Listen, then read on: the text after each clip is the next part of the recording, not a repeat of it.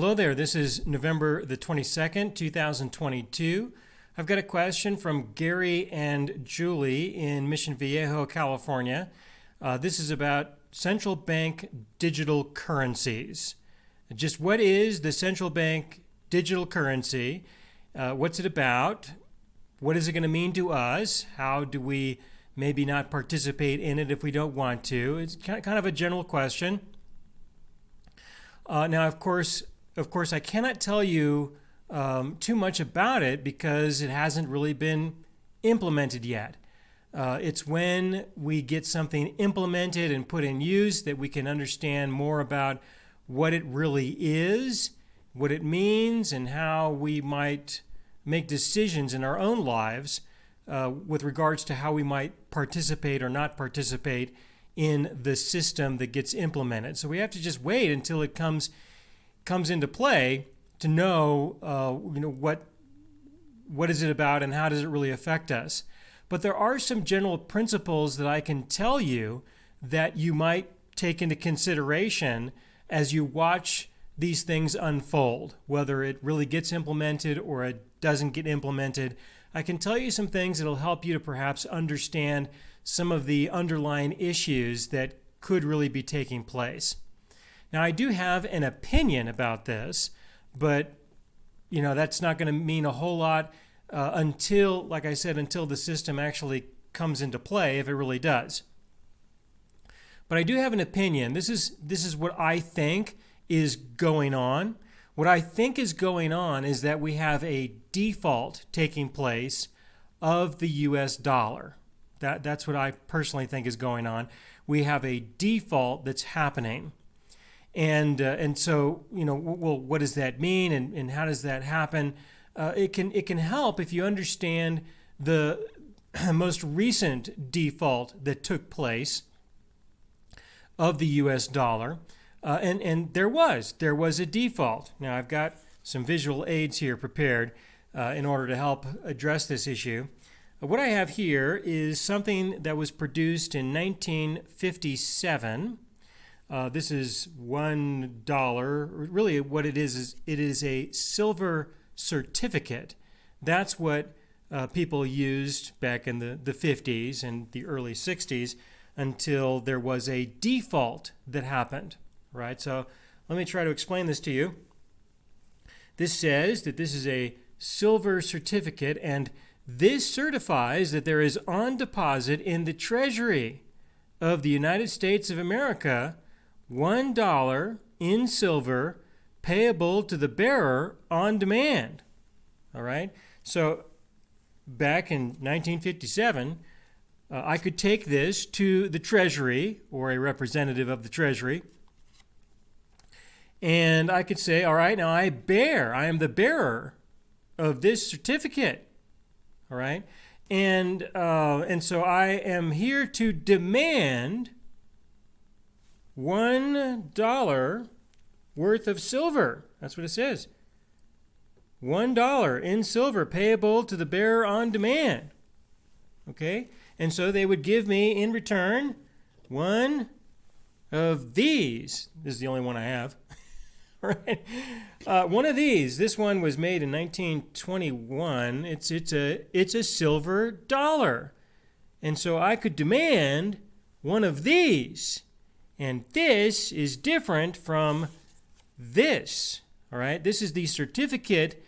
It's like the receipt for this. And then I can take this and I can use it for other things. Now, if you can compare this with this, there's only so much that I can do with this. I could set it on fire. It won't burn for very long. But I could produce some heat that way, I suppose. I could say that I could write on it, but, it's kind of filled up. So there's not really much room to do any more writing on this piece of paper. But this, all you need to do is do a search on the internet for what are the uses for silver. Okay? And that will tell you what you can do with this. You might even want to consider doing a search for what can you do with a piece of paper that's already been filled up with all kinds of decorations. Okay? What can you do with this? And what can you do with this? And that should give you some perspective. All right? Well, there was a default that happened. Okay? And, when this default happened, they said that, well, we're no longer going to honor these. You can no longer get these anymore. See, I have one. And, if I could go take it to a Treasury representative and get my $1 worth of silver, I would, but, well, they defaulted. All right? And what came into use after that was one of these. And it looks just about like it. It looks pretty close. You have a picture of George Washington on there. It's got a 1 on it. Turn it around. They look pretty similar. All right, but this is different. This is a Federal Reserve note. Okay, now a note, for those of you who are not familiar with the definition of a note means that somebody owes you something. And if you take a close look at this, in comparison with the silver certificate, it tells you exactly what they owe you. But over here, if you study it very carefully, you will see exactly what they owe you. They owe you nothing. Okay? So this has been passed around. People have been passing the buck around for years. And what it really is, it represents a default on the previous monetary system. We now have a new monetary system. Now, there was a deal that was worked out that oil was made available for this, and also there was a law that was passed that said that you could use this to pay off any debts. It says that on here. This can be used to pay off any debt, public and private. So if you owe anybody anything, you could pay it with this. And then if they owe anybody, they could pay it with this, and then whoever owes, that's what it can be used for, the relentless paying of debt. At least what that means is that if you owe somebody something and you pay with this, then force will not be applied to you to pay those debts. Okay? But the point is that this was a default on the system, whereas these were certificates that said that there was something that was on deposit that you could get for this, and that was this. Now, what did that default really mean? That meant that the Treasury and its representatives, they decided that they're going to keep all of these for themselves. All right, let me say that again. They decided that they would keep all of these for themselves. And you can keep this. Good for you. All right? And then they started passing these around. Now, this has been the system for several decades. And this is the system that is now being defaulted on. It's a little bit more difficult to default when you don't owe anything. All right? That's a little bit more complicated, and so it's going to take a while longer for the system to kind of unwind. All right? But I told you all of that to tell you this, that it is probable, because of all the conversation that's going on, that the central bank digital currency will be the replacement for this, just as this was a replacement for this, which was a replacement for this. Okay? So the central bank digital currency is apparently going to be a replacement in order to facilitate the default on the current US dollar. All right, that's my opinion, and we'll just have to wait and see how that unfolds and see just how correct my belief might be. I think it's just a matter of time, and we can find out. All right, but that's what I see going on. Now, what is the central bank digital currency? What is a digital currency. All right. Well, let's start with the popular digital currencies, or what they call cryptocurrencies, that are in use today. We'll start with those because I have a suspicion that the central bank digital currency is going to be similar to the existing kinds of digital currencies. And there is a good possibility that the central bank digital currency will be a replacement for the other digital currencies in many ways. All they have to do is just say, you can't use the cryptocurrencies anymore. It's against the law. It just has to be an announcement, just an announcement, and says, if these are in use, well, then we're going to call that a crime and you can't use them anymore. And so you have a certain amount of time to exchange them, maybe for the central bank digital currency, so you're not really losing anything necessarily, but this is going to be the one that is better regulated, or more safe, or more controlled. There's a legal apparatus associated with it compared to the other ones, maybe. We'll have to wait and see how that plays out, how that turns out. But let's start with that. Let's start with, what is the cryptocurrency idea? What is the digital currency in the sense of the cryptocurrency? This is really easy to understand. Okay, I wrote it down. I wrote down an example. This is an example of what these things are. Okay, here's an example. You probably can't see it because of the size of the screen, of course, but so I'll tell you what it is. I wrote this down. It is a number. All right. Now, this one I wrote in binary just because it was a little bit more fun. I wrote it with ones and zeros. And this is a number that has certain mathematical properties. All right. Now, I have no idea what kind of mathematical properties might be unique to this number. I just made it up. Okay, but the cryptocurrencies, they're not made up like this one. They're numbers that do really have certain mathematical properties. Okay, now what can you do with a number that has certain mathematical properties? Well, there probably are some things that you can do, but I suspect that the list of things is going to be shorter than the list of things for this silver, right? Or really just about anything else. But you'll find that the usage of this number that has certain mathematical properties will seem to be kind of limited. Okay?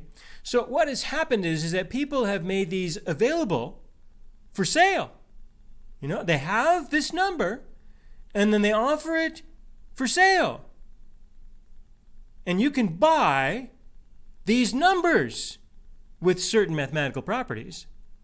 And why would you do that?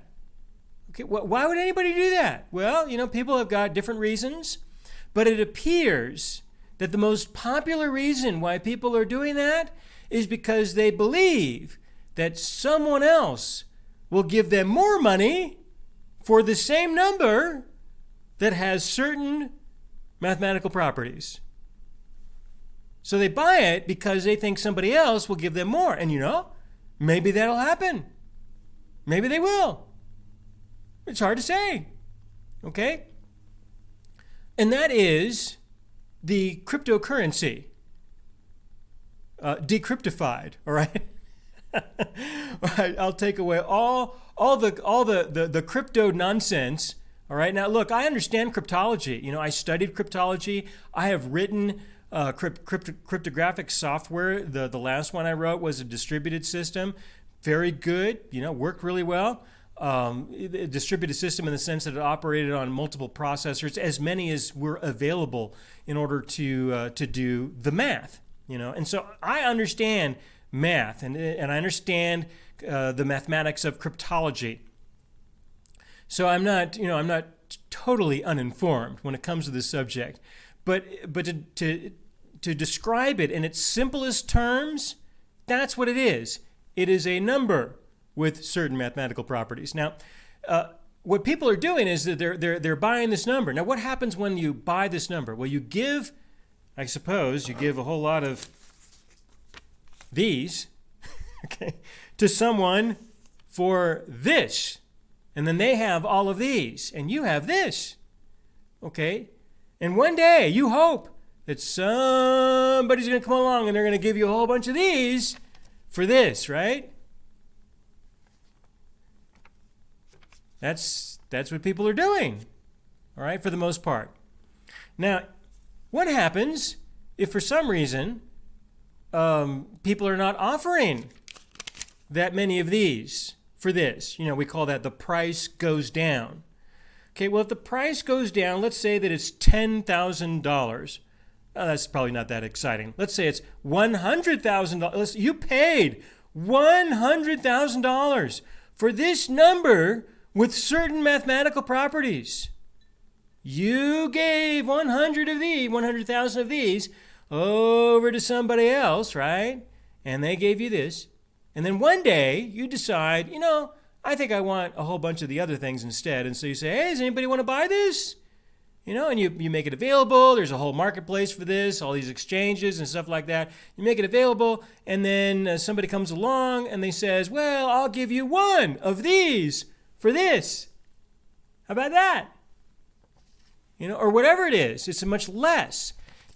Was any wealth destroyed? Of course not. Was any money lost? No. No money was lost. We know exactly where the money is. It's with that other guy over there who took 100,000 of these you gave him to. The money's not lost.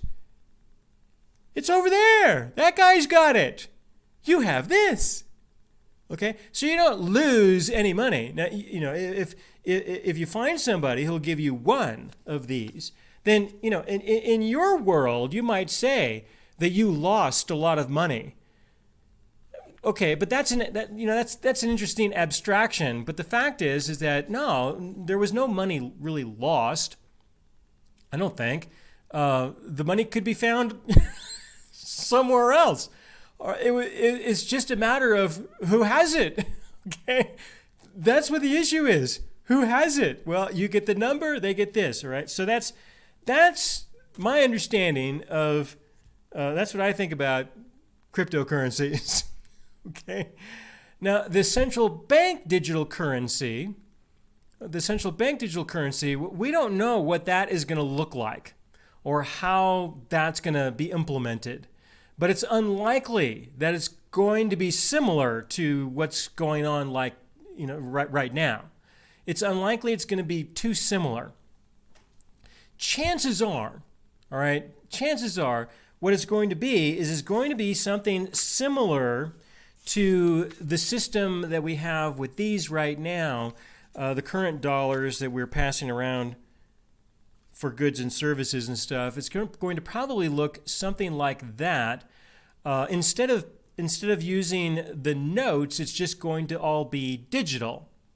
All right, it's all going to be electronic. So we don't have any real pieces of paper that we're moving around. We're going to default on all the pieces of paper that are out there.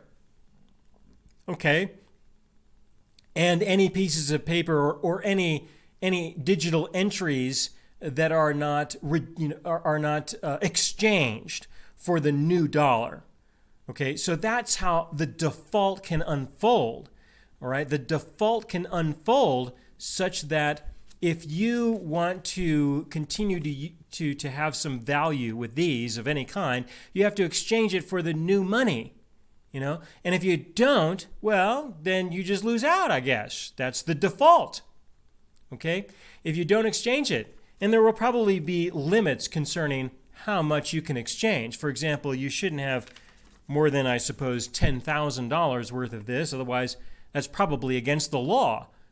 So, of course, you're not going to be able to exchange more than that, right? You know, so those are smaller aspects of the default. Or if it's stored somewhere in some container in some foreign country or something. You know, if you don't exchange it in time, it's defaulted on. All right, so there are a lot of potential aspects to the default mechanism once you get the new currency. But if it is a digital only currency, then there is a serious problem. And let me explain to you what the real risk is, okay, or what the real problem could be. Let me describe it in current terms, and then I'll explain it to you what it will look like in complete digital terms. In current terms, if you have an account of currency, it is probable that you can go to the institution who has this account, and you can ask to close the account, and they'll give you a whole bunch of these, however many they need to give you, to give you the value of whatever money is in there.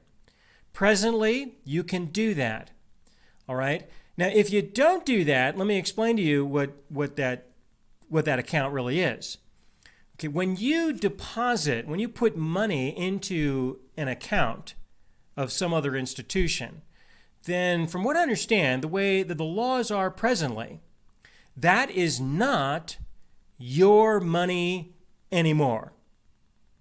Okay? So if you receive a statement in the mail or by email, or maybe you got to go to a website to go get the statement, if there's any kind of an account of any kind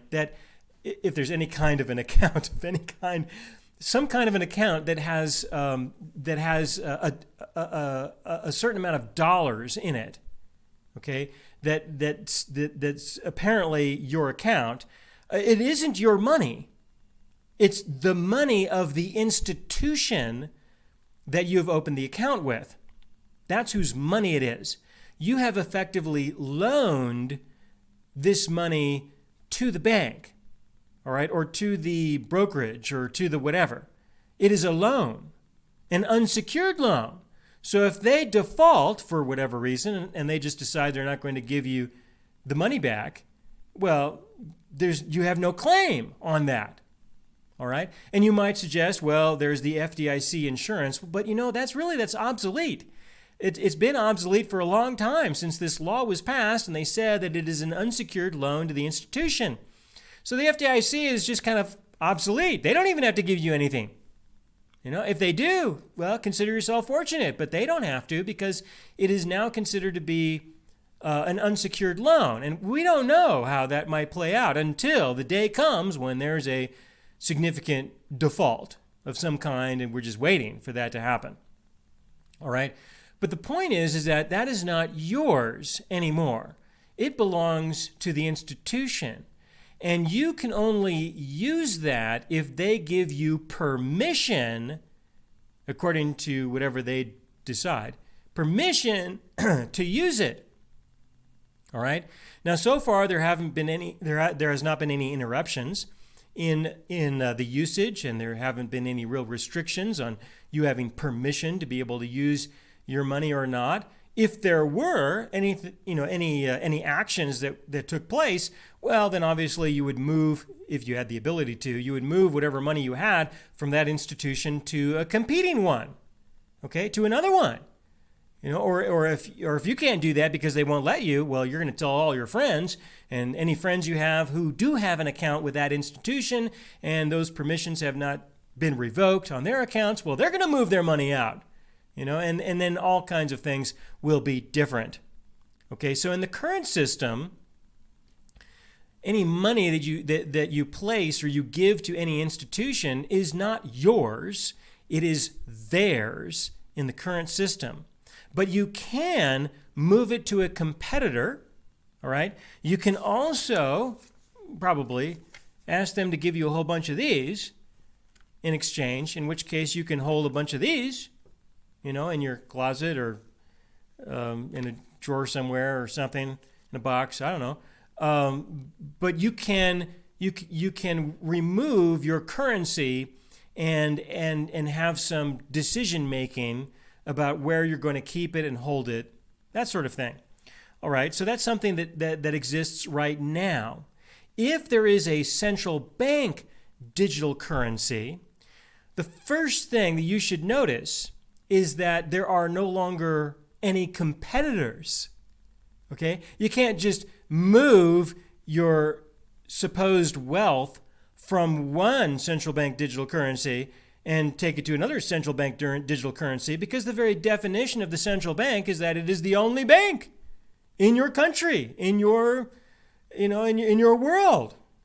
So there's no movement. And so what does this mean? This means that if they decide to execute their privilege, or their authority to decide just how much permission you can have to use that currency for whatever, well, they can do all of that all they want, and there's nothing you can do about it because you cannot move it to a competing central bank, because there's only one central bank.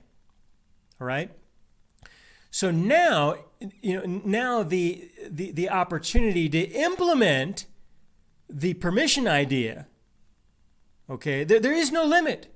There is no limit concerning how they can decide how you can use whatever money or currency, whatever they want to call it, you've got in that institution. All right, they could say that you can only spend so much on energy. You can only spend it within a certain zip code. You can't spend it in other zip codes. All right?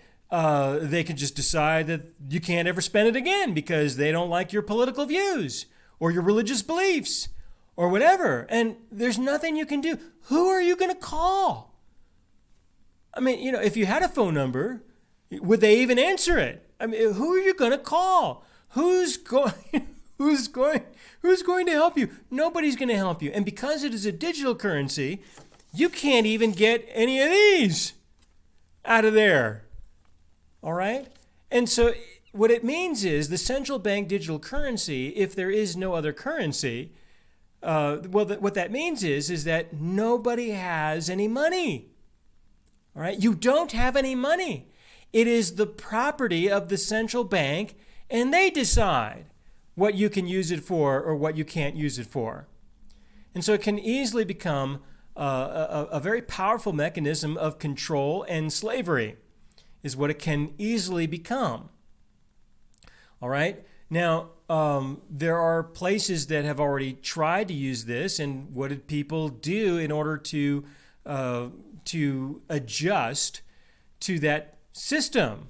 Well,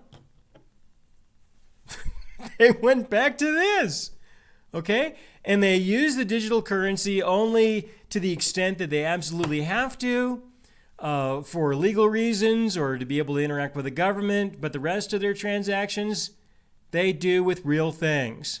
That's what they do, And that could very well be an intentional plan to get the world back onto the gold standard, using silver as well. All right, because that's what's going on, is that the crisis that we're dealing with is going back to a gold standard so that there can be, as Putin said in Russia, fair settlement for trade.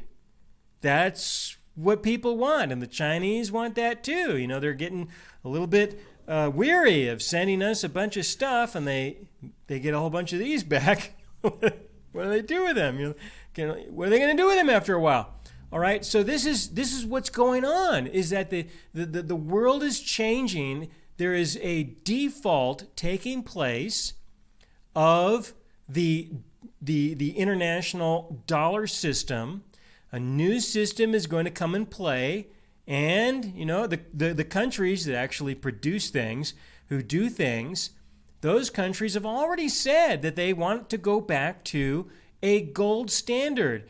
They're going back to that. If you want to buy anything made in China, for example, you're going to have to give them gold, all right? You're going to have to give them that. Not any more of these, if that's what they want. And if you don't have any, well, then you don't get anything.